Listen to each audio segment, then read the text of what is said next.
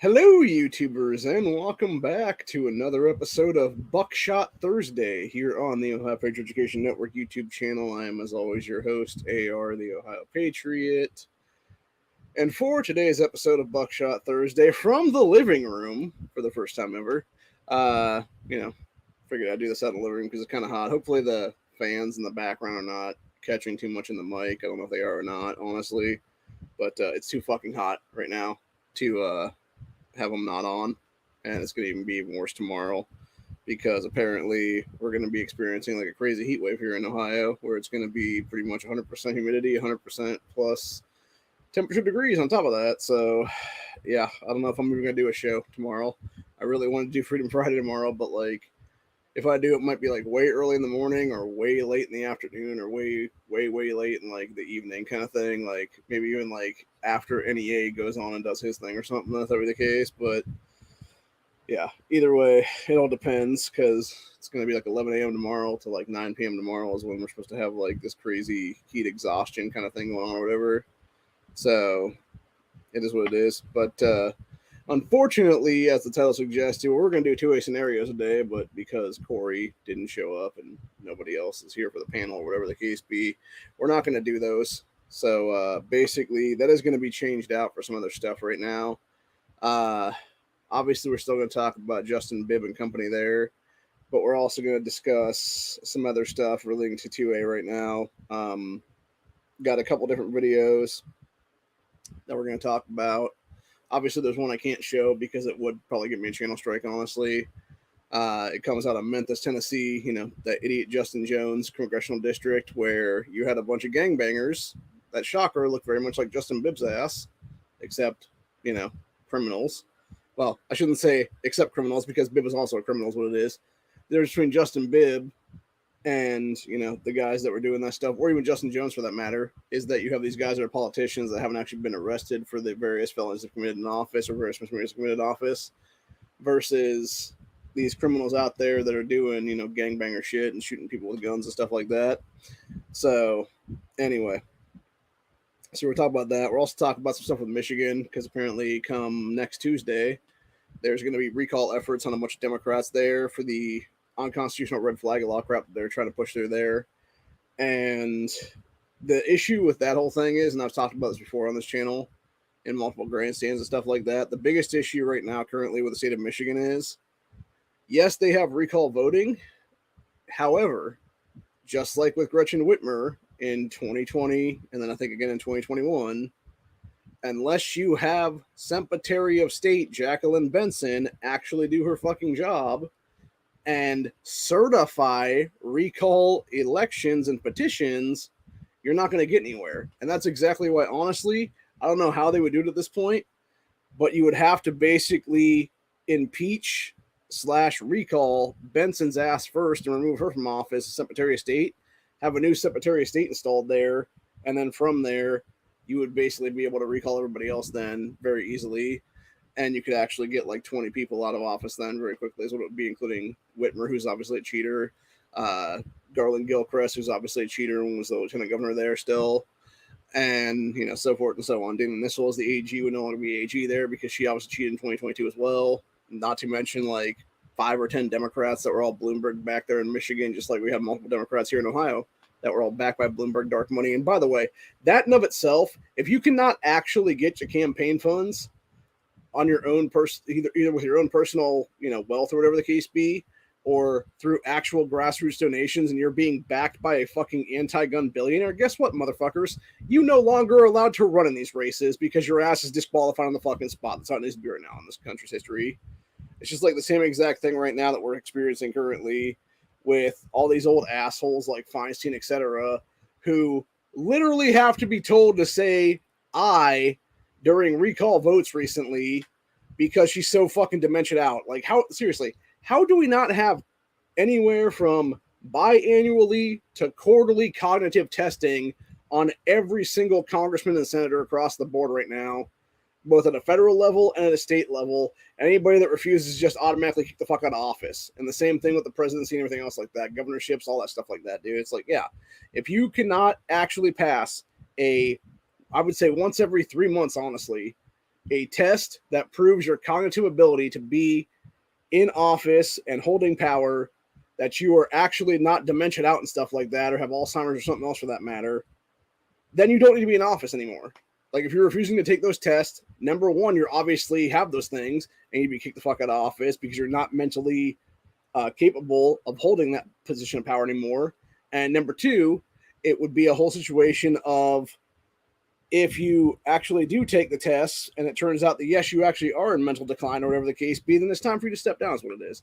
And that's exactly the problem right now with having career politicians in this country at all, is you have people who do not fucking care about the American people's rights, freedoms, etc. They don't give a shit about our Constitution. They don't give a shit about their sworn oaths to office. They are a bunch of oath-breaking sacks of shit. They are a bunch of deprivers of our God-given constitutional right to keep and bear arms. They are continuously going full tyrant. They are doing exactly what our founding fathers fought the British Empire to secure this country over, and yet we're allowing them to remain in office right now. It's absolutely ridiculous, dude, entirely. So, anyway. But speaking of the first thing we're going to talk about here with that whole thing, which basically goes to fucking retard Justin Bibb. This was actually originally posted by Frank LaRose here in the last, I think, day or so, and then it was posted last about 4 hours ago by the Ohio Republican Party is what it is here. So this is basically Justin Bibb proving why he needs to be arrested on the spot right now for deprivation of rights under color of law and oath breaking, as well as exactly why these fuckers like Bloomberg are backing financially the Vote No campaign here in Ohio for issue 1, because they know they want to grab guns if they have 50% plus one vote is what it is. This was Bibb, I believe, yesterday or the day before this. So it would have been, today is Thursday, so it would have been either Tuesday or Wednesday he said this shit. Hang on, let me go. Turn this up just a little bit more. We can use our real political power to change the culture of guns in this state. It starts by voting no on issue 1, by the way, to make sure we can maybe put a ballot measure on our state constitution to have common sense for gun reform. It starts by voting no on issue 1 so that we can put a ballot measure to screw over people's gun rights.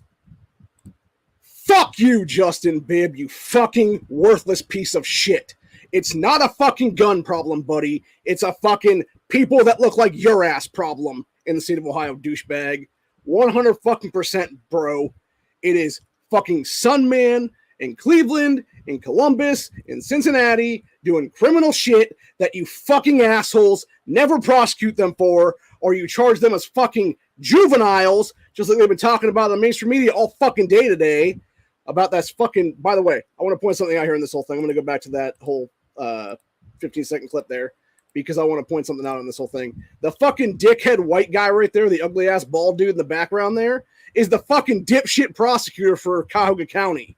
This fucking idiot right here was talking about how, oh, we need to have the courts charge juveniles, more juvenile. No, you need to fucking charge these juveniles as adults, motherfucker, when they're committing felony firearms crimes, when they're committing felony carjackings, when they're committing all kinds of fucking felonies at 8, 9, 10, 11, 12, 13, 14, 15 years old, etc. So you don't have another fucking Tara McCloyd out there killing Officer Shane Bartak just over a fucking year ago now. And I'm not even sure it was a year ago now. I think it might have been actually this past December 31st, actually, if I'm not mistaken. So it wasn't even a year now. It would be a year this coming fucking December. So yeah, you had this bitch named Tara McCloyd who legitimately was already a multi-time felon, but yet she kept being charged as a juvenile in Cuyahoga County District Courts and stuff like that for child courts and stuff, instead of being charged as an adult at 17. When she was committing felony armed robbery with like 10 other people in a pizza joint, when she was committing felony carjackings all over the fucking city of Cleveland and mostly Cuyahoga County, there is what it was. And yet you still weren't charging her with crimes at that point. You still weren't charging her as an adult at that point. And you wonder why the fucking people are pissed off, dude. But instead, what do, Bibb? You fucking deflect like the little Bloomberg puppet bitch boy that you actually are, and you sit there and try to blame the fucking guns. You sit there and try to blame 2A every chance you fucking get. You sit there and try to blame legal gunners like myself for the fucking bullshit that your criminal buddies are doing when they're fucking punk-ass teenagers that don't even have legal right to own guns in this fucking state, asshole. Let alone are actually have the ability to ever own guns because they already have fucking felony records, you dickhead. And that's the entire problem right now, is it's pieces of shit like this being allowed to remain in power. And I said it before, I'll say it again, dude. If I become governor of the state of Ohio, legitimately, my first fucking day in office, there's going to be a summit of about 15 Democrat mayors. Every single one of them is going to be arrested the second they step through the fucking door. Because every single one of these assholes, from fucking Bibb in Cleveland to the motherfucker down in Cincinnati to that piece of shit Ginther in Columbus, etc., dude, every single one of these assholes should be arrested on the spot right now for deprivation of the law, because every single one of them has tried to do gun grabs in the past year. And they've continuously broken state preemption. This is exactly why they're trying to do the vote no campaign thing, because they know if they can keep us with a 50% plus one vote, all they have to do is fuck us over and sit there and legitimately fucking use voter fraud, which is very much known in the state right now. But Frank LaRosa, Secretary of State, refuses to do his fucking job and actually investigate that shit, because shocker, instead of actually doing his job as Secretary of State, which is to investigate voter fraud and everything like that, he's running for U.S. Senate now. Like, seriously, dude, if you're going to do that stuff, LaRose, fucking resign from the Secretary of State's office and let somebody else replace your ass for the next couple of years here and actually do their job to investigate these things that I've been calling you out for over fucking 5.5 years now, when that piece of shit Sherrod Brown cheated his way back into office for the U.S. Senate race.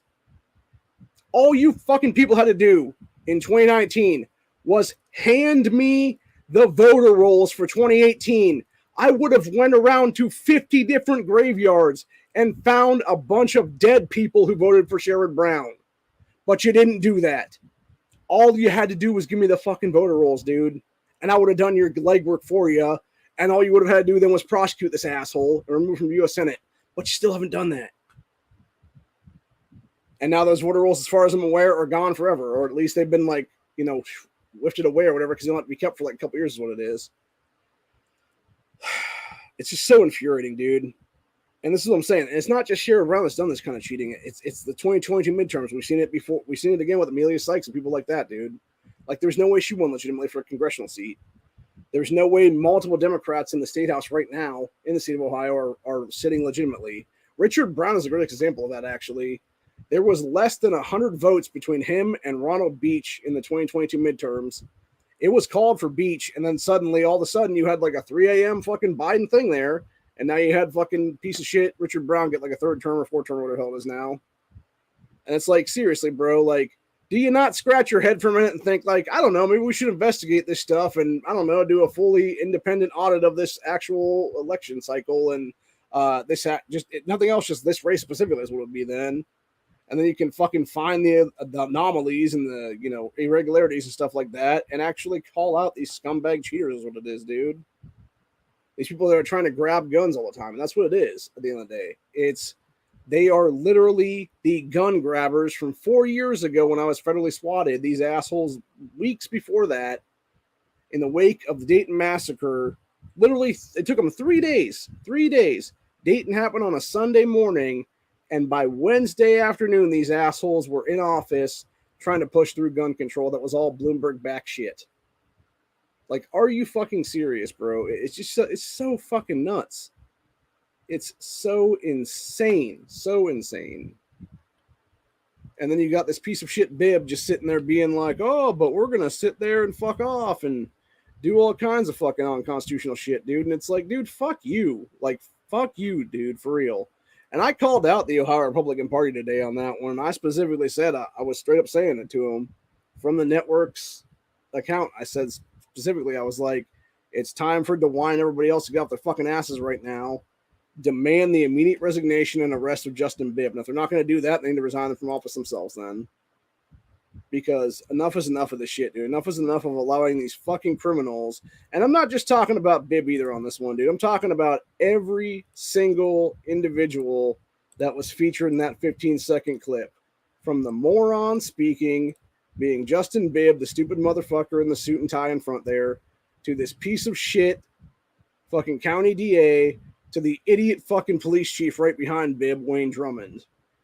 Every single one of these three individuals needs to be in Cowgate County Jail right now themselves for various crimes, both misdemeanors and felonies for that matter, because they are 100% to blame for why Cleveland is a shithole it is right now, for why you have rampant crime in that city, for why you're not addressing the root cause issues that are very much stuff like fatherless homes, etc. And instead, they are allowing the place to burn down around them. And the thing is, it's not like it just started with Bibb either, for that matter. It started with It started with Frank Jackson, actually, is what it was, and it continued on with Bibb, is what it is. But that's the problem right now. You have these people that just don't want to actually enforce the rule of law anymore, and then you wonder why people like me get pissed off, is what it is. So, anyway, I'm just over it. That being said, I'm going to go ahead and grab a Bearing Arms article that was sent in the comments here real quick. Let me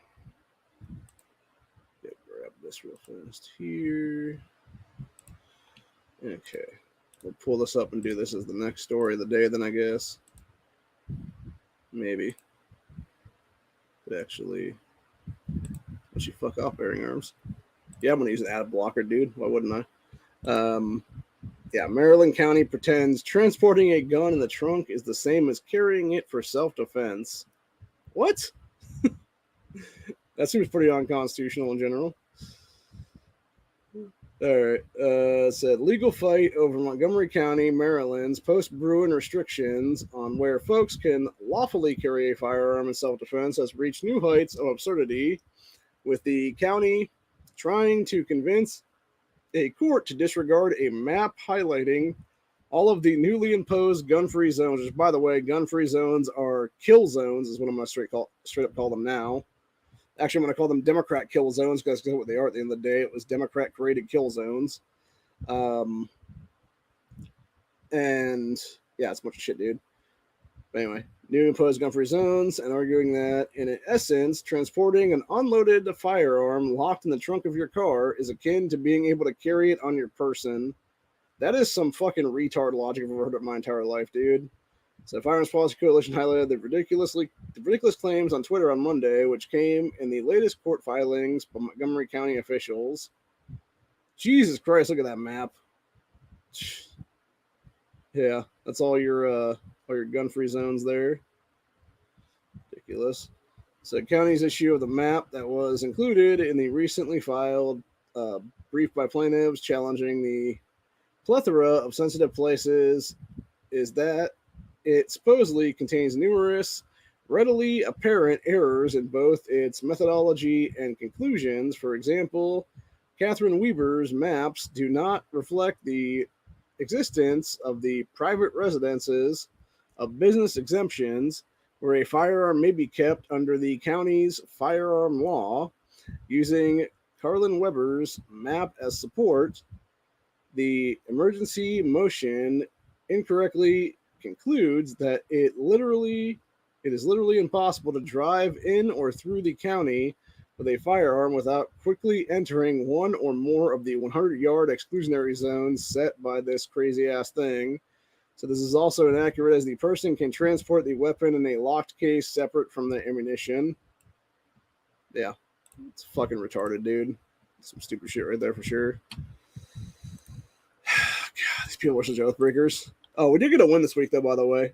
Massachusetts, they realized that they fucked up or whatever, and their shit was never going to hold constitutional muster. So they basically gave up on that, what was it, HD 14, or, yeah, I was going to say 14, but I think it was 4420, if I'm not mistaken, is what it was called. So, but anyway, they claimed it was Democrat infighting, which is absolute bullshit. They all knew for a fact it was never going to pass this scrutiny test, and so they basically just said, fuck it, we're not going to have it here anymore, is what it is. So, yeah, that was a win for us in some ways, but the thing is, though, it's not really a win. It's basically like a level off, is what I would say at that point, because truthfully, a win would be every single one of these people now being in prison for even supporting this piece of shit legislation, is what it is. So, that's when we really start winning, is what it is, man. Anywho, I'm going to go ahead and drop the StreamYard link in the chat if anyone wants to jump on the panel then. I'm going to go through one. Let me see here. We got technically 2 more stories I want to talk about. We're going to talk about this one first, I think, is what it would be, which is something that Salty Cracker covered. I think it was yesterday or the day before that, maybe, which is you got man gunned down in broad daylight by suspects wielding semi-auto rifles. Said police are working to identify a trio of suspects who fatally shot a man in Memphis, Tennessee, specifically Justin Jones District, I believe is where it was at, in broad daylight over the weekend. Said the video incident unfolded just before 2 p.m. on Sunday in Memphis, Tennessee. Authorities were called on the scene of a shooting where a male victim was found unresponsive. Surveillance footage released by Memphis Police Department shows 3 black males sprinting down the sidewalk towards the victim who could not be seen. Said 2 of the suspects appeared to be carrying semi-auto rifles, while the third may have been wielding a pistol with an extended mag on it, probably a Glock switch 2 would be my guess on that one. Said suspects stop and fire at the car as a car passes by mere feet. Said none of the shooters have been apprehended or identified according to latest information and updates. Fucking ridiculous, dude. They probably won't be, by the way. That's the problem right now. So, bunch of shit all the way around.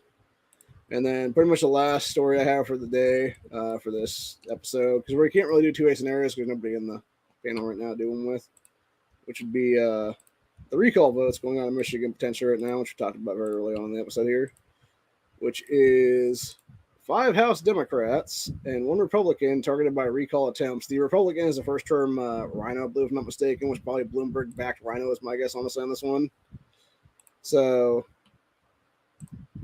you got Lansing, Michigan. Recall petitions have been submitted against 5 House Democrats for votes that they took on gun regulations, aka red flag laws, and hate crime legislation to make it basically a hate. I think if I'm not mistaken, the hate crime thing was basically in the state of Michigan, you would allow it to be a hate crime to basically misgender someone, which is even more psychotic entirely on that one. It's like, okay, first of all, how is that not a total violation of the freedom of speech in this country, dude? First Amendment rights violations.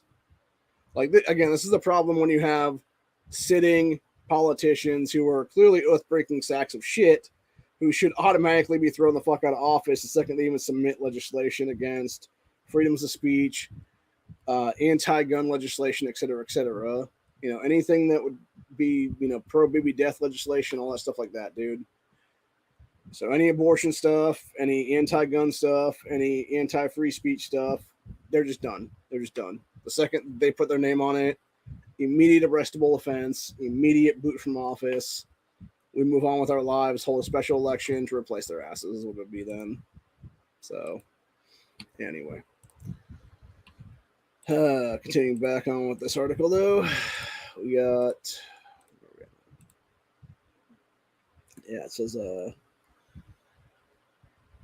5 Democrats, 1 Republican for gun control legislation and hate crime legislation in a bid to upset the Democrats' narrow hold on the chamber.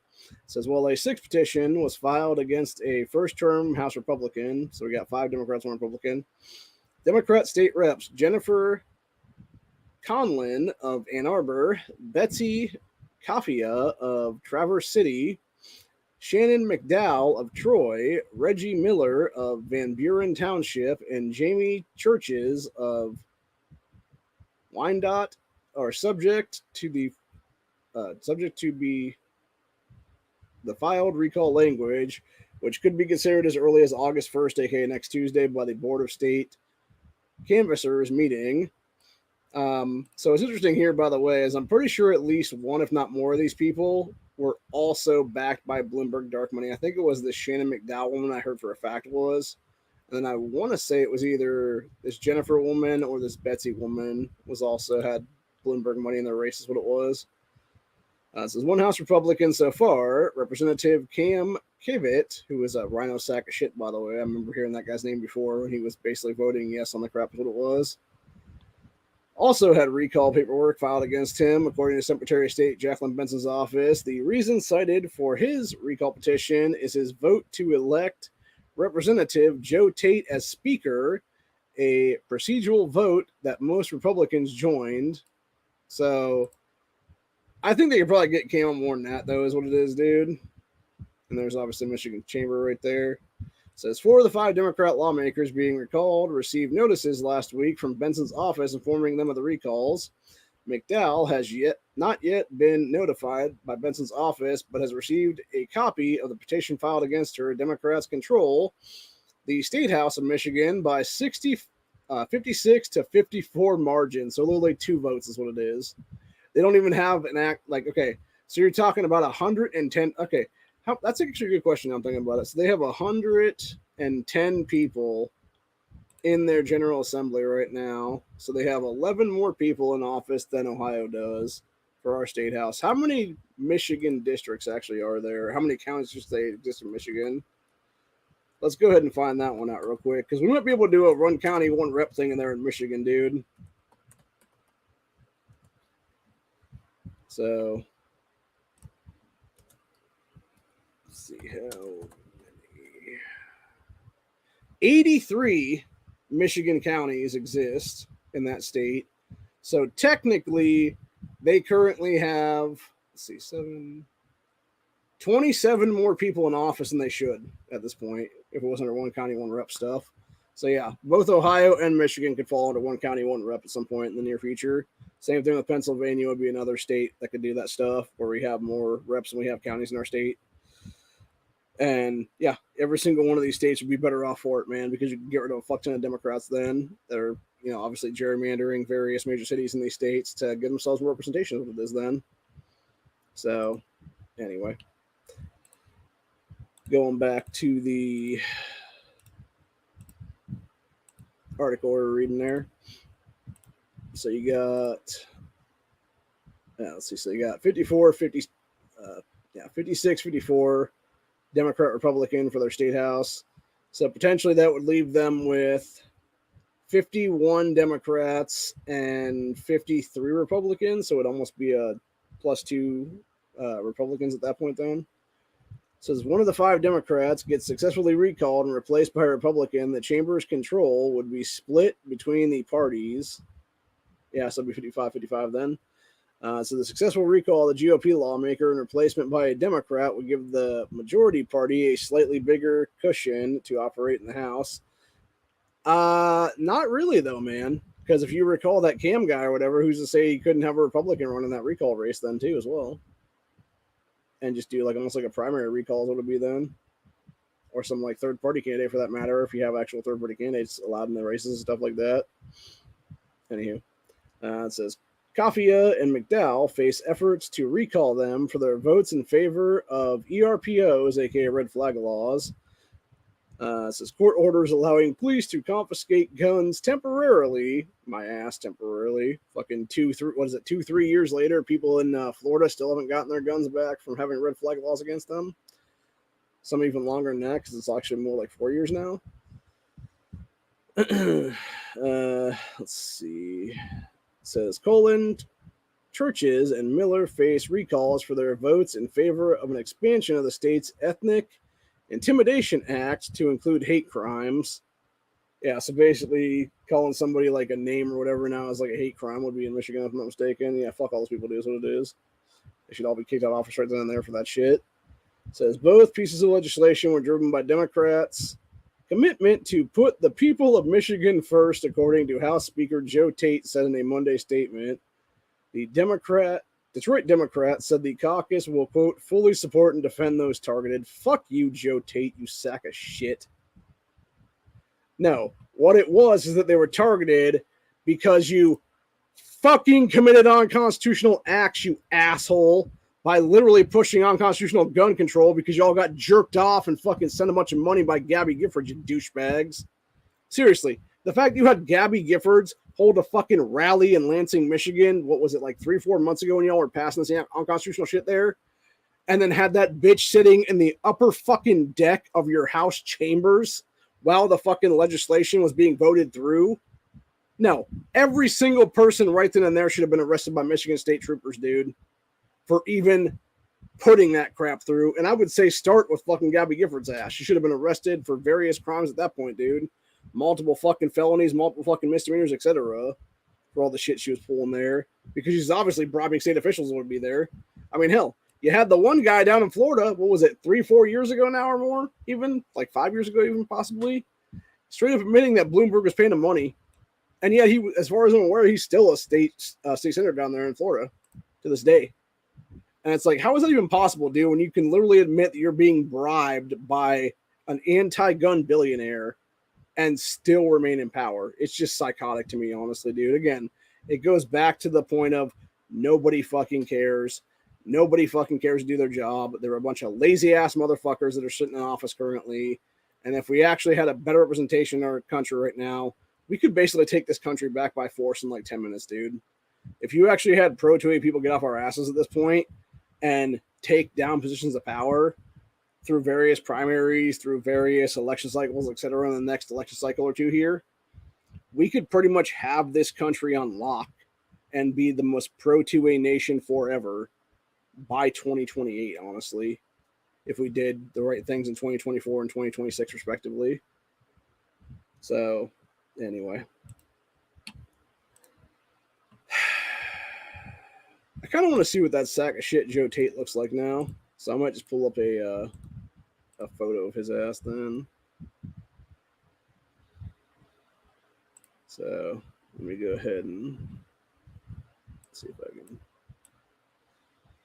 grab a picture of Tate here. Oh yeah, that dude looks like a fucking sellout for sure. Man, that dude looks like every like shithead ex-cop, honestly.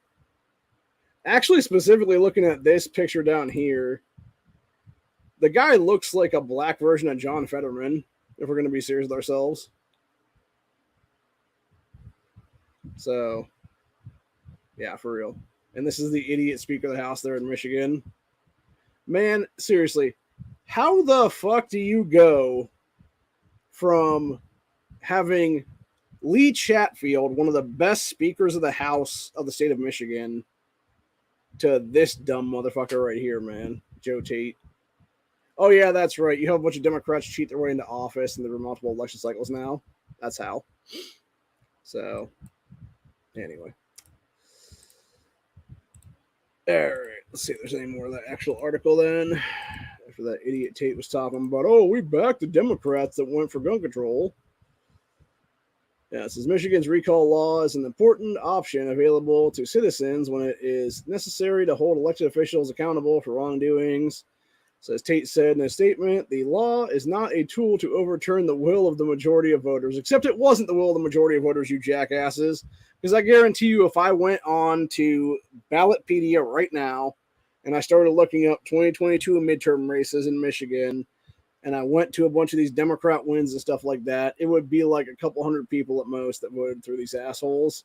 So it's not the majority of the will of the people. It's a couple hundred people that made the wrong choice. Or it wasn't even a couple hundred people that made the wrong choice. It was a couple hundred random shipments of votes being thrown into a fucking machine and pulling some shit just like that bitch Katie Hobbs in fucking Arizona did, dude. So, anyway. It says House Democrats hold a slim majority that has already caused challenges to the passage of certain legislation when a member is out sick or against a bill being proposed. Said both Coffia and Chambers won their districts in November by a little, there we go, little more than 1% point of the vote. So in addition to those facing recalls, two other House Democrats, Representatives Kevin Coleman, that guy, by the way, is one of the biggest oath-breaking sacks of shit I've ever seen in my entire life, dude. I remember watching something with him in it, and oh my God, this fucking guy is the worst. You want to talk about a Bloomberg bribe puppet? Kevin Coleman is that guy right there, man. And Lori Stone will compete in primary elections next month to become mayor of their respective cities. Oh, Jesus Christ, dude. Again, why are they still holding offices then at that point, dude? You're and this is the problem I have with so much of politics right now in our country, dude. You are a sitting state rep, and yet you're going to run in a primary come August for a mayoral race. Then why the fuck are you still a sitting state rep, dude? Give up your position of power right now. They hold special elections for your dumb ass to be replaced. And it's as simple as that, really. Anyway, continuing on here, it says Barb Willing of Traverse City said she filed the recall petition against Kafia based on the first-term lawmakers' support of extremist protection orders, aka red flag laws, because she believes the law is unconstitutional, because it fucking is. Whoever the hell wrote this article for the Detroit paper there says, quote, how could anybody be in favor of that? If that's how she's going to vote, then it's time to recall her. Says Katie Niss, an unsuccessful candidate in Michigan's 104th House District Republican primary last year, is likely to be nominated to run against Kafia in the 103rd District if the question makes the ballot. Says Kafia in a statement on Monday said she respected the recall process as a way to hold accountable politicians who, quote, betray the public trust. You didn't just betray the public trust, Kafia. You broke your oath to office, to the U.S. Constitution that you swore the day that you were elected into those chambers, the day that you put your hand on a U.S. Constitution and said, under oath, by God, I swear to uphold this. You're an oath-breaking sack of shit, woman. You're also committing deprivation of rights under color of law the second that you signed on to be a co-sponsor of extremist protection orders, because you're trying to permanently remove people's firearms from them under the most unconstitutional bullshit legislation that, by the way, should have been Supreme Court challenged at this point in history. Anyway, she continued on here and said, recall should not be used to disenfranchise thousands of voters in the 103rd District simply because of a policy disagreement. It's not a policy disagreement, you stupid fucking cunt. It's you being an oath-breaking sack of shit, lady.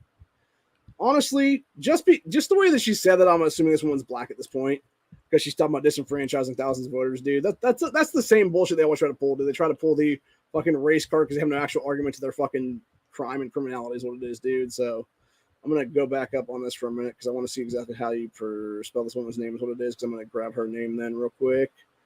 And, okay, Betsy Kafia. All right, let's go ahead and grab this up. Oh, no, she's just some white liberal bitch is what it is, dude. Of course she is. Oh, my God, dude. Oh, Jesus. Man, this woman looks like every MDA Karen ever, honestly, if we're going to be for real about that, man. Like, she seriously looks like every fucking anti-gunner ever, dude. Like, every member of Moms Man Action ever, honestly. So, yeah, you're just a sack of shit, lady. You have no actual argument against the fact you're being recalled. You're just proving to everyone that you're a sack of shit, lady. That's all it is. Actually, let's go ahead and go to Ballotpedia here real quick on this, because that did pop that up a sort of thing there. Because I want to see exactly how much she won this by is what it is then. It's interesting, in that other picture she had gray hair. In this picture she has like a darker brown hair or whatever there. So, very, very interesting. All right, let's go ahead and check this out real quick. Okay. So, yeah, like I said, dude, under 1,000 votes, Jack O'Malley, 48.5% or 27,040 votes. Betsy, 49.8% of the vote, 27,805. So she beat this guy by 765 votes. Or wait, 765 665? 40 would be 100, 65, 105. No, 765. Yeah. So honestly, if this libertarian person, this Courtney Evans, had given their 945 to Jack, Jack would be a state rep right now, dude, by 145 votes. Or sorry, 185 votes. So, yeah, bunch of shit, dude. Entirely. This is the problem when you vote libertarian, by the way. You actually fuck over that little margin of error there, and you screw over somebody else that would have been a better state rep, probably. But yeah, that right there, honestly, under 1,000 votes, dude, are you kidding me? That should be an automatic election audit for sure on that one. So, yeah, there's no way that Kafia didn't cheat to get in office, dude. Just based on that alone. Okay, where are we at now. Okay, so she was basically lying, talking about disenfranchised thousands because of public disagreement, policy disagreement. My focus has been squarely on the needs and concerns of the district, and while I'm very proud on the work we've done so far, I know there is much more to do. I will not be distracted from continuing to deliver results for communities across District 103. Fuck you, lady. Says Representative Miller described the recalls all filed on the same day as a, quote, slew of attempts to undermine democracy. Oh my fucking God. We are a constitutional republic, you dumb fuck. How many goddamn times do I have to fucking say it before it gets through y'all thick skulls, man? We are a constitutional republic. You, sir, Mr. Miller, swore an oath to the U.S. Constitution the day that you took office in Michigan, asshole. We've never been a democracy. We've always been a constitutional republic with a Democrat voting process since at least the 1960s, when you had everybody over the age of 18 be allowed to vote now. But that's something you dumbasses don't understand, man. Actually, it might not even be the 60s. I think technically when it was actually enshrined for the 26th Amendment, it was like 1971 or 72 or something like that is what it was there when it finally got amended to the U.S. Constitution then. So, but yeah, the entire point is it's like, we're not a democracy. We are a constitutional republic that happens to use a democratic voting process to elect officials / senators into office, buddy. The same thing with presidencies, same thing with governorships. That does not make us a democracy. If we were a democracy / direct democracy, you would have majority rule or mob rule controlling everything. We are a constitutional republic based on the fact that you have the ability to have a freedom of speech, to have the right to keep and bear arms, to be able to not have your weapons taken under illegal search and seizures, aka things that the red flag laws every single one of you douchebags voted for break. Not to mention about everything else in the Bill of Rights for that matter.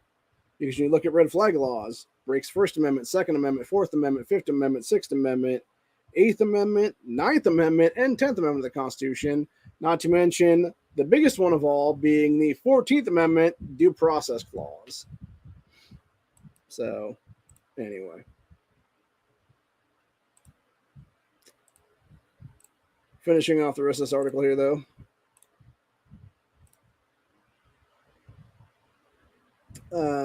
Continuing with this moron's bullshit, said, while Michigan's recall law is an important option available to citizens to hold representatives available for wrongdoing, it is not intended to overturn the will of the majority of voters, Miller said on social media. It says Michael T. Ross, who filed the petition against McDowell, said he was upset by the lawmakers' unwillingness to talk to him about ways to address, quote, broken families and marriages in Michigan. He gave a different reason on the actual recall, her vote on ERPOs, aka red flag laws, because he said he realized his views on marriage and family may not be enough to sway the district's electorate. It doesn't really matter either way, dude, and it makes sense to put on ERPOs because of the fact that it's like, yeah, that's also a thing. It's not only just her not talking about broken families / marriages and fatherless homes and stuff like that, dude. It's the fact that she is absolutely breaking her oath of office by doing yes votes on literal red flag laws. By the way, when you look into that stuff, the DOJ is literally bribing states to pass red flag laws at this point using taxpayer dollars. And we continue on here, it said, thing that will rally people to sign petitions is that they, the conservatives, do not want to be disarmed, Ross said. He added that he focused on where he could get people to open their eyes and get interested. It says Gary Wonknonk, a Republican and Fairview area school board member, declined to answer questions about the recall petition he filed against Caveat. That'd be that Cam guy. Cam Caveat called the effort a meaningless partisan tactic aimed at serving the interest of one political faction. Let's see, it said, by diverting time, resources, and attention towards this effort, we risk hampering process, and hindering the efficiency functioning of our government is not just a waste of time, but a waste of taxpayer dollars. Says every single one of you douchebags that gets paid, even when you're out of office. Like, seriously, bro. You guys take vacations all the fucking time in these general assemblies for months at a time. There's a reason right now why nothing currently is happening in the state of Ohio when it comes to any legislation, because you have every single member of the Ohio General Assembly currently on vacation until September 13th of this year. Now, granted, that being said, it being Thursday right now, you actually had them submit some more stuff yesterday on Wednesday, and then I think there's also some stuff on the state Senate today on Thursday. But yeah, more or less, man, they can submit legislation while they're on vacation and stuff, but either way, they're not really doing much is what it is. They're basically just fucking off doing nothing and yet getting paid, here in Ohio anyway. I believe it's like $174 a day or something like that for not being in office. And it's like, why are we paying you money when you're not actually doing your job? You know what I'm saying? Like, it really is kind of ridiculous, honestly, when you think about it, man. But anyway. Let's see where we're at now.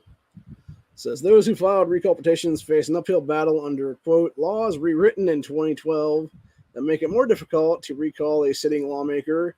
Says recall petitions against an individual serving up to 2 years cannot be filed within the individual's first or last 6 months in office, which is likely why a rash of recall petitions are being filed in July. Makes sense. Says Board of State canvassers will begin reviewing process petitions August 1st, which will be next Tuesday, to determine whether the conduct alleged in the recall language is clear and factual and occurred while the lawmakers were in office. If or when the recall language is approved, organizers would have to collect signatures equal to about 25% of the voters cast in the district in the last gubernatorial election, which would be last year's thing, within a 60-day window, it's a 2-month window, to get the recall question on the ballot.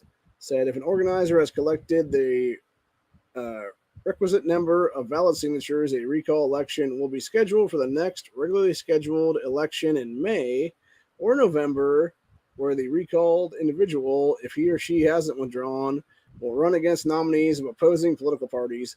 Now, see, that's the problem I have right there. Opposing political parties. Why can't you also have people basically primarying their asses in that one and having their own party people kind of do like almost like ranked choice voting on that one, dude? So, anyway, it says winner of the election will fill the remaining time left in the recalled individual's term. So, yeah. It's a whole thing. But yeah, it's a bunch of shit, man. And I think we're to a point right now, honestly, of 1776 being reality very soon in this country, honestly. So,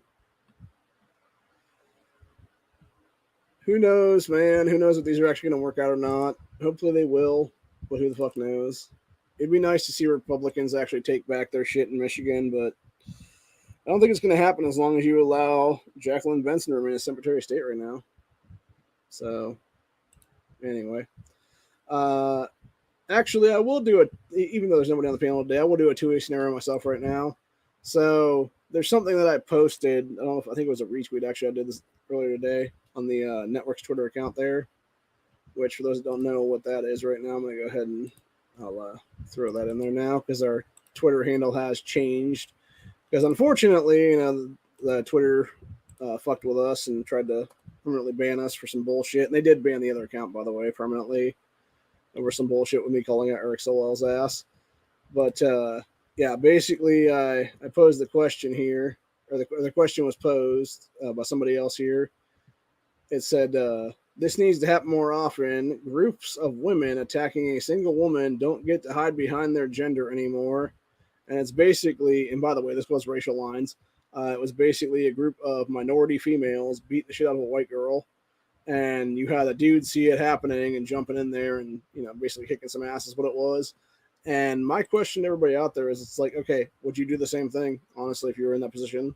And I will say it firsthand. I would, honestly, because, and I don't care if it's racial lines or not, honestly, on that one, dude. If you have one person beating a bunch of people, dude, no.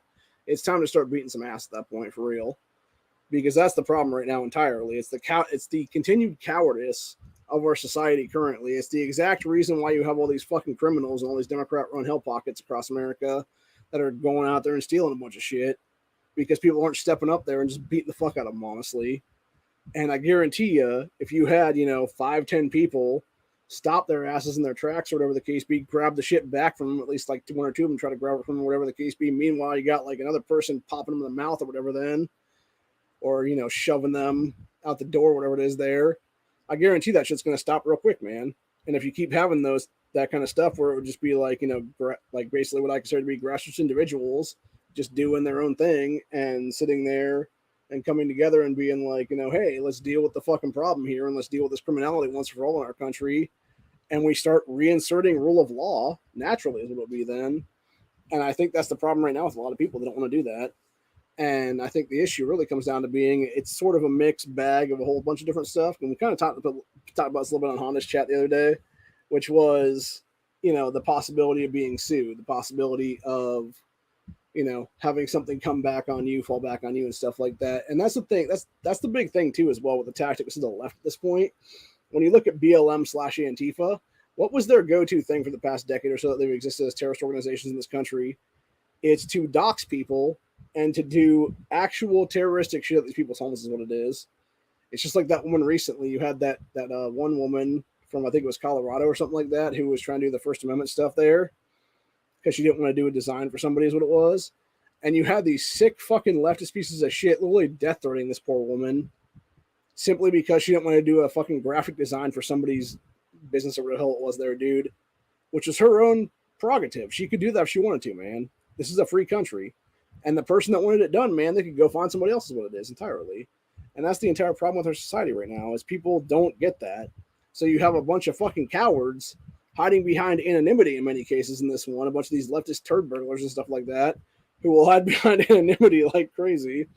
And they will sit there and they will fucking try to destroy your life and openly threaten you and stuff like that. And yet, meanwhile, our corrupt ass alpha agencies out there will never find these people and actually give them door knocks. Yet, for people like myself, who just say fucking words that become thought crimes, I get a fucking knock on my door on August 12th, 2019 by 2 FBI agents. Simply because instead of actually investigating Andrew Yang at the time for the various voter fraud that he was committing through UBI stuff, that he was illegally doing campaign finance violations, by the way, then, which he should be in jail for that alone, for the campaign finance violations and for buying people's votes at that point, because vote buying in this country is illegal, by the way. It's at least 1 year and 1 day in prison and a $10,000 fine, which he did at least 12 times during the election cycle that he was running for presidency. And the fact that Yang himself is not sitting in prison right now for 12 years and 12 days is absolute bullshit. And also owing $120,000 in fines and stuff like that on top of that. So, yeah, it's a bunch of crap, dude. But instead they, target my ass is what it is. Though we'll talk more about that in about a week and a half or so, give or take. When that comes around. It might be actually 2 weeks from now, if I'm not mistaken. I'm trying to think when the actual day is now. It would be, let's see, a week from Saturday would be a week from then. So it'd be, let's see. Yeah, so it'd be 2 weeks from this Saturday would be the actual 4th anniversary. So what I may end up doing actually is I may end up just doing Freedom Friday on the 11th and having that be a technical 4th year anniversary, even though it's like 1 day early. Just because of the fact that technically speaking, if I'm not mistaken, if I go back to that particular day, it was kind of the 11th is when they technically came out here. And then it was the 12th is when they, actually came out and talked to me then for real. So, or maybe it was the 12th and 13th. I'm thinking about it. I can't remember offhand. Because it was it was a Monday they came out here and they were like banging on my doors and windows and shit like that. Freaked me the fuck out. And I almost went to the door armed actually at that point, which obviously would have turned out real bad for me.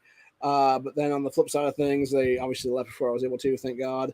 And then, yeah, they came out the next day, obviously early, and then sat there in my driveway for like an hour trying to fuck up my life as what it was and tell me, oh, well, we could arrest you for this and this and this and that and everything else like that. Threatening personal candidates and all this other stupid bullshit. And it's like, no, you can't, dude. And if you could, you would have already had me in handcuffs, asshole. And like I said before, if I had known what the whole thing was about, which is basically them trying to turn me into a federal informant, even though they didn't have enough to charge me with anything, is what it was. That's why they couldn't do that. I would have totally had a lawyer standing right next to me and just sued the fuck out of these cocksuckers and taken their damn badges and their damn pensions for that matter. And also filed a multi-million-dollar lawsuit against the federal government at that point for deprivation of rights of laws would have been. So, yeah, needless to say, I'd be sitting on easy street if that be the case right now. But unfortunately for me, I thought it was about something else that I actually helped get rid of a actual terrorist in this country in Texas, which was an Antifa terrorist back in May of 2019. And, stupid of me thinking that, honestly. But, that's the problem with the left, though. They will weaponize the state against you, man. They will go full communist against you if they can, and they will try to destroy your life and livelihood is what it is. And that's the problem right now. And that's exactly what's leading us towards a balkanization event in this country. It's leading us towards a second American Civil War / revolution in this nation is because of the political divide. We are so divided among, tribalism at this point really is what I consider it to be. Like political tribalism really is what it is. That nothing's ever going to change until there's like a serious event happening, whether it be a purge event or something else for them. I'm not sure exactly what it would be, honestly. But anywho, yeah, I just look for something to pop off at any given time right now, and it's going to be bad when it does. It's going to be real bad when it does. So anyway.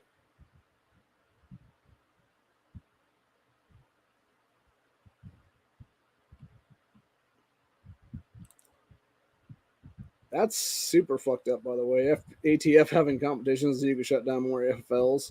Yeah, it's not surprising. Well, I don't know if you all heard about this, actually. I'm going to go ahead and take a drink of water real quick before I mention this.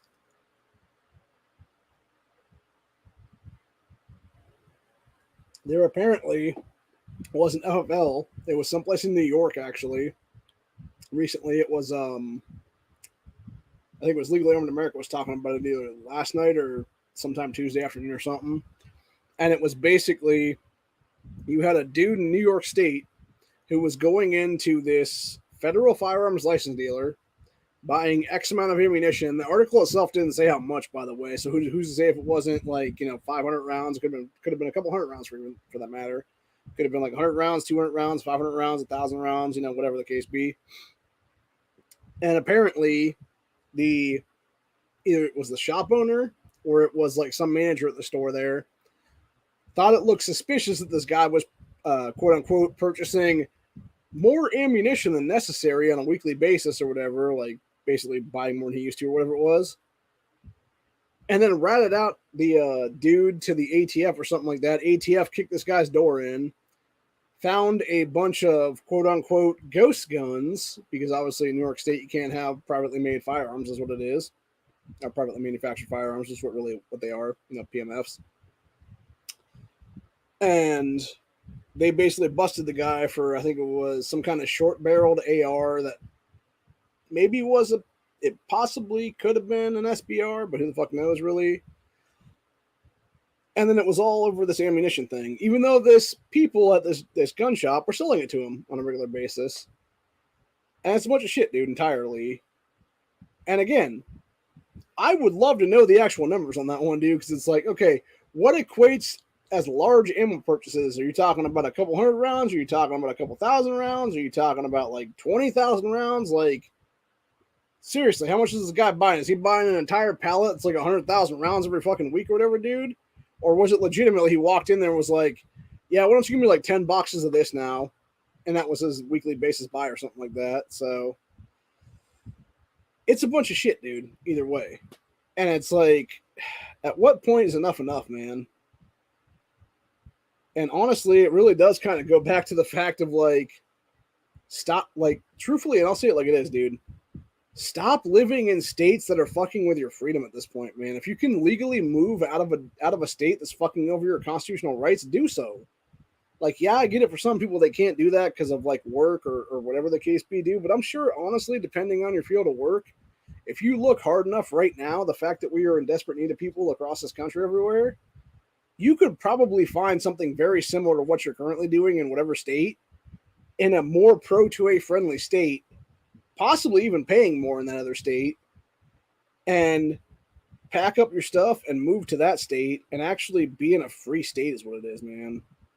because that's really the problem is right now. And I get some people saying, oh, but you would abandon this other state or whatever the case be. The problem is, though, right, with that whole thing, with saying that like that, it's not that you're admitting defeat.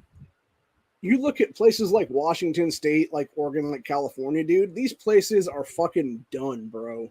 Like, they are gone. They've been gone for decades. The fact that you have Firearms Policy Coalition pissing away time, resources, and money to try to fight to overturn assault weapons ban in California that's been in place for like 30 something years now. I get it, obviously, and it possibly could be overturned now. But the entire point is, it's like, okay, would you rather spend all that time, that resources, that money doing that? Or would you rather spend it here in Ohio helping us maintain things and making sure that we maintain a free state? Or like in Michigan there, would you rather spend that money in Michigan fighting against Whitmer, fighting against her unconstitutional tyranny there, and getting Michiganders back their constitutional rights there is what it is. Because personally, I'd rather fight for the East Coast at this point, because fuck the West Coast, dude, for real. Like, West Coast is worst coast, dude, for real.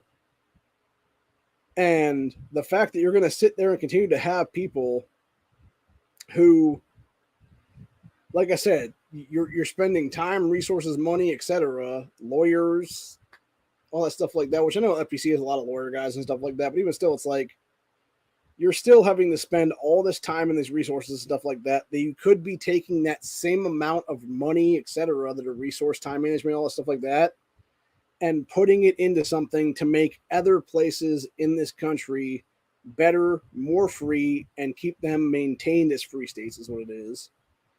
So, anyway, it is what it is. I mean, the thing is, I would love to see something personally that we could do federally that would just be like, okay, fuck it. You know what? Every single state is a constitutional carry state. Every single state is a stand your ground state. Every single state is pure freedom at this point. You can't ban anything. You have to respect the Second Amendment, all that stuff like that, which is really what Bruin should have done. But the problem is, we're seeing it here. We've seen it there in Massachusetts. They've tried it. They knew they were going to fail. They failed again. And yet, these people are continuing to hold power. And until you remove them from office and replace them with somebody better, including yourself, that might be a fighter for 2A, nothing's ever going to change. And it's like, why would you waste the time and effort in these states if it's impossible to do that? Like, that's the point I'm trying to make right now. And this is coming from a person who, I myself have been fighting Big Pharma for over 20 years now. Every single health issue I have can be tied back to one event that happened almost 20 years ago. That this December will mark the 20th anniversary of that event. And I have no way to financially fight these people. I have no way to get financial resources from that. And it's what really got me started in politics, honestly, at 18 years old. Knowing how I got fucked over by the system and knowing I could never really do anything about it unless I was holding power. And I think that's the problem right now, is that far too many people would rather sit on the sidelines and do next to nothing, or almost nothing is what it is, instead of actually coming together and doing something and making this country better overall by fighting against tyranny. And I get it, there's parts of California that I've seen that are beautiful places, honestly. And would I love to be able to go down there and have my freedoms and stuff? Of course. Would I really want to live in that state, knowing that there's so much rampant homelessness and everything else like that, potentially could come out and fuck me up is what it is? Hell no, dude, especially if I'm unarmed and stuff like that. Fuck that.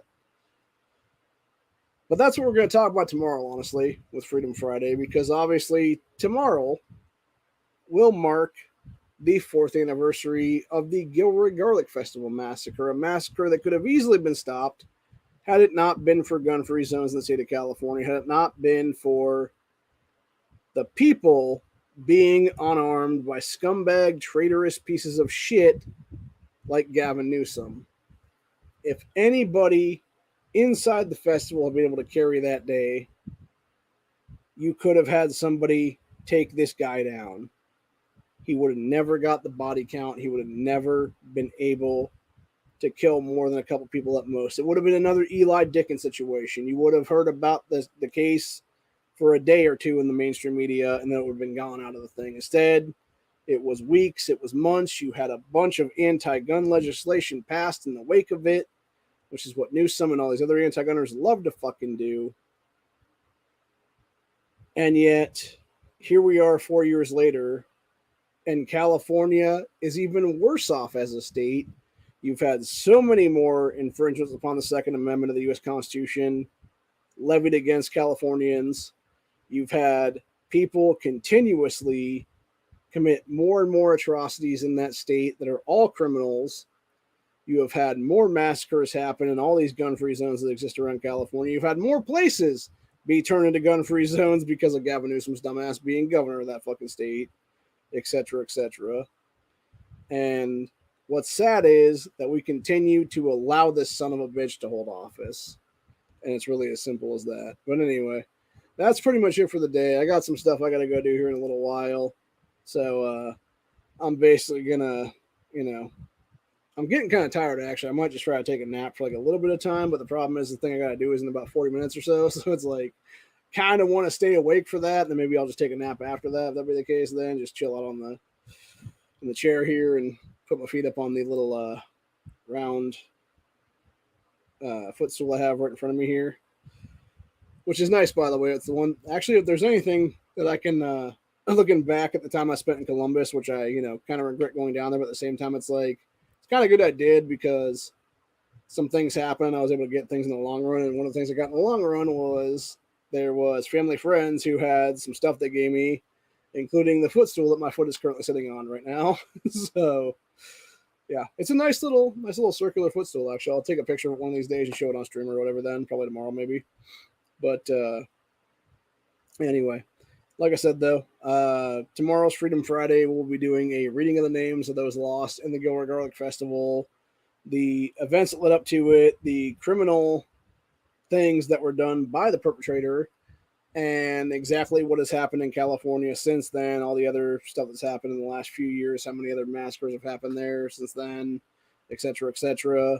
How California, being one of 3 states within a week time span there, actually it was an 8-day time span that it happened in, being obviously you had Gilroy Garlic Festival being the first of 3 massacres, you had El Paso, Texas being the second of 3, and you had Dayton, Ohio being the third of 3. And yet 2 of the 3 states, being Texas and Ohio, in the past 3 years now, have both passed constitutional carry. Really goes to show exactly who is the right side of history in this country and who is the way wrong side of history in this country. So anyway, but yeah, we'll talk more about that tomorrow afternoon, though, probably around the same time as we're on right now here. So it'll be most likely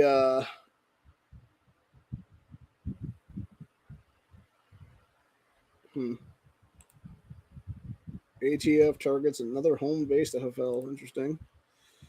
See, and that's another problem I kind of have right there. It's like the whole like home-based thing is what it is, which I assume is just like it's probably my guess on that one would be it's probably something where it was like a small gun shop that was converted out of their like garage and stuff. Which I've seen that before, honestly, here in Ohio, where it comes to like not like that or whatever, but it's like it's something similar to that, where it was there was this place that we went to about probably 15 years ago, give or take, and it was basically these people had their home that they converted this bigger garage section of it into a bulk food store. And if you went behind the one counter and you went through this one door, there was like this little like mid space there or whatever. And then you went through that space into another door, and that door led directly into their house is what it was. And I'm guessing it's probably something similar to that kind of deal where it's like half of the thing is like a gun shop and the other half is the guy's house or whatever. And that's my problem with that. That was like, yeah, you never have that be a thing, dude, because that's how they fuck you is what it is. And be like, oh, well, you have all these personal firearms over here that are your actual guns, but yet you're an FFL over here and stuff like that. And it's them trying to fuck you in the ass is what it is. And that's the problem with ATF in general, or just output agencies in general, is just like with me and my federal swatting 4 years ago, they will try to find any way, shape, or form to fuck you over as long as they can, dude. And thank God for me, the autism and the constitutionalism kicked in and worked together that day. And those guys were so pissed that day about it that I was an actual constitutionalist and knew enough about my constitutional rights to basically tell them to go fuck themselves. So I really, really wish if I had known that whole thing was going to go down the way it was, that I would have just filmed the whole fucking encounter, dude, because I would have had that shit on this channel for years now and just been able to reference back to it and stuff like that. So, but unfortunately, it's like coulda, woulda, shoulda kind of stuff is what it would be. At the same time, I'm kind of glad it wasn't filmed, honestly, because, yeah, I was very quiet during a lot of that. Just, basically being bombarded by these douchebags playing good cop, bad cop against me is what it was, dude. And, it is what it is. But, yeah, it really does go to show, like, the teeny dicked fucking alphabet agents out there is what it is, dude. And then, of course, you got all these fucking retards here in Ohio trying to claim that Blood Tribe or Patriot Front or whatever aren't Fed boys. Or hell, actually, I was watching a video the other day. It was that fucking ass clown Philip DeFranco trying to claim that the guys that were on mass that were the Patriot Fed boys, Patriot Front Fed boy guys there, weren't feds and shit. And it's like, yeah, fuck you, Philly D. They 100% were, you douche. By the way, DeFranco is the same cockstain who fucking, when Alex Jones got deplatformed off this platform and every other platform within a 12-hour time span, was all like, good, he should have been deplatformed faster than that. It's like, yeah, dude. And that's how shit leads to your dumbass being deplatformed at some point, you fucking clown. It goes back to the old thing of like, they came for X and I said nothing, and they came for Y and I said nothing, they came for Z and I said nothing. And then when they came for me, there was nobody left to say anything. I forget exactly how the actual thing goes, but it's basically like the old thing about like various sects of religion and stuff like that, where it's like they first came for the Jews and then the Christians and then the Muslims or whatever, and then by the time they came for me as like a Buddhist monk or whatever, there was nobody left to say anything, kind of thing or whatever then. So anyway, but yeah, it's a bunch of shit the way around, man. But anyway, the entire point though is it's just a bunch of assholishness by a bunch of assholes and a bunch of liars, dude. And that's the thing, man. It's like these people that are just knowingly gaslighting people to try to like cuck for the fucking federal government and shit like that. And I have no idea why, unless the federal government's paying them a bunch of money is what it is. So anyway, it is what it is though. Like I said though, we'll be back tomorrow. Tomorrow's Freedom Friday will obviously be reading of names / Gilroy, 4th anniversary remembrance, I guess is the best way to describe it. I was about to say celebration, but that's not what it is, because we're obviously not celebrating things like that. We're just doing remembrances is what it is. And, basically trying to bring light to the fact that, hey, this is how this could be stopped in the future kind of thing is what it would be then. And then obviously next week for the 3rd / 4th, next week's Buckshot Thursday will be a remembrance for El Paso. And next week's Freedom Friday will be a 4th anniversary of the Dayton Massacre, and how the little Antifa and BLM affiliated fuckstick was able to get away with his stuff in gun-free zones there in Dayton during Ann Whaley's dumbass governorship, during her dumbass mayoralship. Yeah. Obviously, my mind's going to governorship because you're trying to run for the governorship last year, and thank God we defeated her ass on that one, dude, because holy shit. I could see an alternate reality where she is governor of this state right now, and it's not good for anybody. So, but she basically shot herself in the foot on that one by going full anti-gun, anti-life so hard is what it was, dude. Although I will give her one thing. I will give Nan one thing, man. At least she is one of these people that's not a hypocrite. She's not going to sit there and have kids of her own and then be a hypocrite and be like, but you should kill all the kids in the womb. She's going to be one of these childless pieces of shit and then, advocate for child murder is what it is. And it's like, at least you have some, like, as much as I hate your fucking guts, Nan Whaley, at least I'll give you some scruples on that one where you maintain your fucking stance of just being a super cunt. It's like you're not going to be a hypocrite cunt. You're just going to be a super fucking cunt and just go full baby death is what it is, and full anti-gun then as well.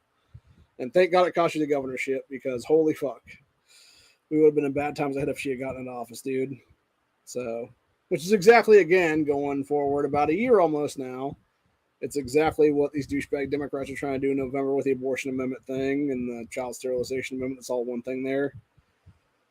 And hopefully, in a few days here, which will be a week from Tuesday on August 8th, so it'll be 12 days from now, we will hopefully be able to defeat their asses at the polls and have yes on issue 1 become a reality. We can actually have issue 1 be enshrined to our Constitution then and have a 60% threshold just like 41 other states do right now. Because if we don't, Justin Bibb's going to get his thing through probably, or at least try to anyway, for being a Bloomberg proxy. You're going to have a bunch of anti-life people get their shit through in November, at least try to anyway. You're going to have all kinds of voter fraud fucking fuckery going on during this whole entire election cycles now, forever in this state. And I don't even know, man. What's funny though is what's funny to me finishing off this episode right now and doing a little bit of issue 1 stuff. Obviously, you got the leftists on Reddit talking about issue 1 like crazy and voting no on it and stuff like that. What's interesting is they were claiming like conspiracy theories and stuff. And it's like, just because somebody says something does not make it a conspiracy theory. And there's a little bit of truth in everything, man. So if people are telling you straight up that they're having Antifa bust into the state or some kind of other like leftist bust across the state or wherever to go vote, no, potentially illegally and stuff like that from out of state, dude, like, probably some truth in that, honestly, right now. And it's probably something that should at least be looked into, honestly, if that be the case. And investigated as potential, voter fraud, and that be the case then. So, but yeah, of course, LaRosa ain't going to do that because it would mean him actually having to do his job for once. But anyway, like I said, I'm going to feel a lot better in 12 days, honestly, on the night of August 8th / the day of August 9th, hopefully. Which, fingers crossed that we can actually get this passed, because if it doesn't get passed, like I said before, man, come August 9th, I have no problem starting 1 county, 1 rep here in Ohio. And hopefully that'll be something like the grassroots stuff down in Virginia was years ago, with doing a bunch of sanctuary counties for 2A stuff, where it was spread like wildfire to other states. You'd have states like Michigan, Pennsylvania, etc. say, you know what, why don't we have 1 county, 1 rep? Because we have way more representatives in our state houses than we have counties in this state. Let's knock that shit down and actually have representation again here. And go from there, basically. Now, granted, like I said before, it won't work in every single state. Like, it obviously won't work in Texas right now because they actually have, it will give them actually more representatives in their state than they have currently. But yeah, for states like Ohio, Pennsylvania, Michigan, etc., that have less counties in our states and we have representatives in our state houses, it would definitely work well for us because we would at least have things be proportional again. Then is that be the case then? So anyway, yeah, I mean, if you actually look into the history of conspiracy theory, it basically was a terminology that came about after JFK's assassination. It was because too many people were questioning the government basically executing his ass, which they've fully admitted to at this point, more or less. Same thing with MLK for that matter. They admitted to killing him about a decade or so ago and paying his family out a bunch of wrongful death money in a wrongful death lawsuit. But yeah, you basically had that whole thing happen where too many people were questioning the official narrative of JFK's assassination, and they were like, oh, but you're a bunch of conspiracy theorists. You don't know what you're talking about. You're just making shit up is what it is. And it's like, nah, bro. Like, again, every single thing that is said has some truth to it. And even if it's like some outlandish ass claim or whatever the case be, like, if somebody can back it up with like actual facts and reason, like, there might be some validity to it is what it is. That was weird. I don't know if my ear just popped or what the fuck that was. Huh. Almost sound like somebody was talking to my ear, like almost like a buzzing speaking sound or something like that, like a phone ringing or something. So I don't know. I know I got ear issues in this year anyway, so maybe that's what it was. But very, very strange there. Not good at all, man. But yeah, like I said, I got stuff I gotta do here in about 25 minutes, give or take. With it's gaming related, obviously. I'm gonna short minute, man. It's gaming related. We're in the second half of the season. Actually, found out something good today. We'll talk about that actually in a little bit. Here's what it'll be. I might just do a short stream here in a few minutes actually about that topic. Then do a gaming chat for like 10 minutes or something. If that'll be the case, and discuss a few things relating to in-game stuff, so we won't do it here in Buckshot Thursday. We'll do it on its own stream if that be the case then. So, but anyway, that's pretty much it for today's stream for the Buckshot Thursday episode, though. I will be back tomorrow for Freedom Friday. Like I said, we'll be covering the 4th anniversary remembrance of Gilroy Garlic Festival and those who were unfortunately lost that day to Gavin Newsom being a little bitch is what it was, and creating gun-free zones in the state of California continuously, and all the other Democrat fuckery for the past 30 years or so. So anyway, that's about it for today. Hope you guys enjoyed this episode, and I will see you all in the next one. Later.